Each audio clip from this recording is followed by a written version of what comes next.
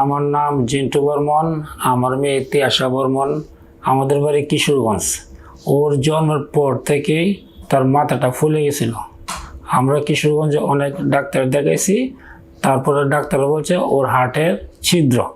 আমরা কিশোরগঞ্জ চিকিৎসা না করে আমরা চলে আসি ঢাকা এভারকেয়ারে তাহেরা নাজরিন ম্যাডামের কাছে। আমি ম্যাডামের শরণাপন্ন হই। ম্যাডাম আমার বাচ্চার পরীক্ষা নিরীক্ষা করে দেখে তার হার্টে ছিদ্র আছে, ছিদ্র পরিমাণ 9 মিলিমিটার। ম্যাডাম আমার মেয়ের হার্টের ছিদ্রটা বন্ধ করে দিছে ফ্রি ডিভাইসের মাধ্যমে এবং সার্জারি ছাড়া।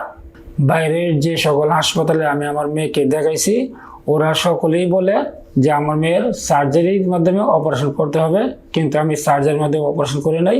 পরবর্তীতে আমি ম্যাডামের কাছে আসি। ম্যাডাম আমার মেয়ের হার্টের ছিদ্রটা এই ফ্রি ডিভাইসের মাধ্যমে এবং সার্জারি ছাড়াই এটাকে বন্ধ করে দিছে। আমি ধন্যবাদ জানাই ডাক্তার তাহেরা নাজরিন ম্যাডামকে, আমি ধন্যবাদ জানাই হাসপাতালের কর্তৃপক্ষকে, আমি ধন্যবাদ জানাই যিনি আমাকে সাহায্য করেছেন।